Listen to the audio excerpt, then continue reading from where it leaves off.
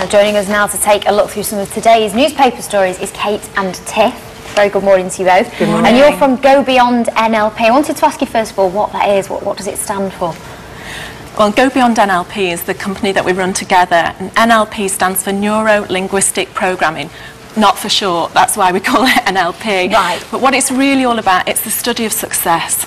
So it's really all about what do the people who achieve outstanding results actually do that's kind of different from the rest of us mere mortals, because if we can work that out, then any of us can get similar results, and that's really what we're passionate about sharing. Is so much more is possible for everyone than you might think at first sight. So what surprised you in your research? What have you come across that's made you think, wow, I never would have guessed that? Well, the techniques in NLP have been used to study the top people in fields all across the board. So you've got in business, you've got the top salespeople, you've got the best chief executives and so on, have all been studied to say, well, what are they doing that's different? But in terms of, you know, our everyday lives, it's things like effective communication, great relationships, personally and professionally, the kinds of things that really help you to get what you want, and things like self-motivation as well, of course. So when the going gets tough, how do you keep going? Excellent. Well, we were talking a little bit earlier, both of you, about how there has been quite a lot of doom and gloom in the papers. So you picked out here a story that's quite uplifting, really. I want to get your take on it. It was in the Daily Mail. Tories will offer both parents 6 months off, and then there's a little line underneath, but how will small firms survive as dads also bond with the baby, which is probably a big question that most people will ask. What's your take on this story? Well, I think running a small business like we do, we obviously understand the implications of offering a paternity leave to fathers as well. But I think there's a more fundamental issue, which is obviously around families and the family unit and how important that is. And we've both had children, and you know, having that maybe 2 weeks off at the moment that you have with the father is very limited, and it doesn't really give you a lot of time to form that bond. Whereas obviously what the Tories are suggesting is that both parents could be off for 6 months at the same time, which would obviously give a lot more time for that to take place, that bonding to happen. And it's easy to kind of say it'd be too expensive for small to medium-sized businesses, but it works in Germany, it works in Scandinavia, so it could work here. Exactly, yeah. I suppose it's then looking at what are the systems that are already in place and how can we support small businesses to make sure that doesn't happen. I guess the crucial issue would be where you have a company that's employing both the husband and wife, because if they're working together, then it's going to be a huge impact on the small business. Interesting that it's the Tories who are pushing for this, isn't it? You perhaps wouldn't expect it to be them. Well, it says in the article that Labour are already looking at some changes and looking at maybe extending maternity leave to a year and having the first 6 months for the mother, and then they can transfer the second 6 months to the father. And what the Tories are suggesting is that could actually be done as simultaneously, so you could have the whole family off at the same time. Oh, it's tempting to have a baby then. Much more appealing. So do you come across a lot of women who struggle to juggle these kinds of things? Oh, absolutely, yeah. I mean, again, because we're both parents, we're doing that ourselves all the time. But a lot of the people that we coach are often women who are perhaps setting up a business or something like that, where they have to juggle looking after the children with also, a career. And that's a sign of the times, isn't it? Most women, I think, are in that position these days. Because it's hard to do both, isn't it?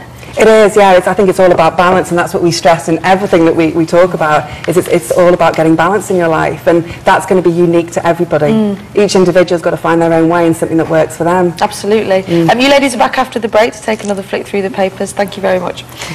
Okay, do join us again after the break for more of the papers, as I just said, on our entertainment guide. We'll see you then.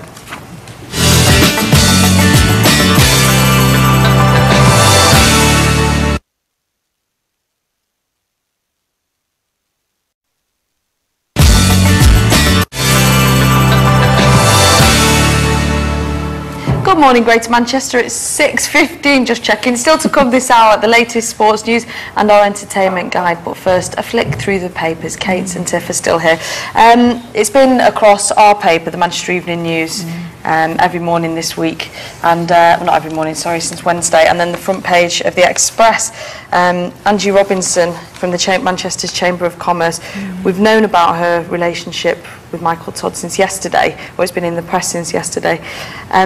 And they're still carrying the story forward on the front page of the Express. We were talking about it earlier. She's on the front page of the Mail. You kind of wonder why, don't you? Whether there's anything to be gained from it. Absolutely. I mean, I think it's quite natural when you've got such a high-profile figure as the Chief Constable, and obviously his death under suspicious circumstances, that people are naturally curious, and I think that's kind of normal. It's to be expected. I think where it gets kind of a little bit interesting, and from our point of view a bit distressing really, is when it kind of goes beyond that and it gets into a realm that feels quite sort of sleazy really, and sort of muckraking, and it isn't adding any value for anybody really, and it's very, very easy just to sort of fall into that trap of sitting in judgment of people based on very, very little information. You know, you listen to anybody who knew Michael, and certainly Angie's a lovely woman, you know, anybody who knows them would just have such empathy and sympathy for them at the moment with what the families are going through and so on. But it's very, very easy on the basis of tabloid press to sort of go, you know, and sort of really go down this avenue that's not very healthy. You know, we definitely encourage people to stay back from that as much as possible. Yeah, I think anyone who's lost somebody close to them knows what a difficult time it is. And I think our hearts just go out to obviously family and friends who are all at this point obviously suffering a tremendous amount. And, you know, to have all of this going on at the same time must be a real challenge. When it is close to home as well, like this is, it makes you kind of readdress the way you look at other stories like that, isn't it? And it sort of makes you think, well, they have a family, they've sort of got people close to them.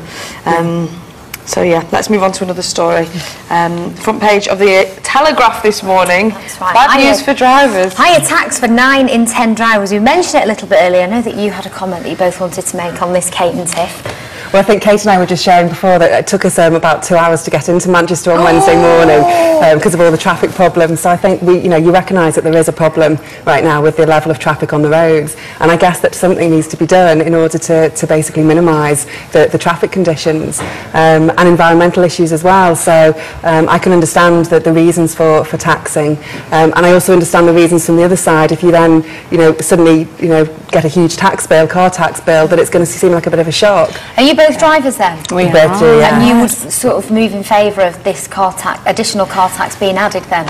I think I understand the bigger picture. There's a better way of putting it. I understand the bigger picture, although obviously nobody really wants to pay more for things like this. I think we really have to take into account the fact that there's some big environmental issues that are being addressed through something like this. Okay. I think one of the interesting things is what they're obviously trying to do is to get people to change their habits. And anybody who's ever tried to change a habit knows it's not always the easiest thing to do, because you're on autopilot. A lot of the work we do using the NLP, using hypnosis and other tools, is actually to help people to change habits easily. But it really takes something like this as a bit of a wake-up call, really, I think, to get you to rethink the things that you just do automatically without ever re-evaluating them, really. It's easy to jump in the car, isn't it, if you've got one sitting on the drive? Yeah. Well, thank you very much, ladies. You're going to be back a little bit later to talk about more stories from this morning's papers. Quite an appropriate story to end on as we go over to Kay for the traffic and trouble. She's sharp.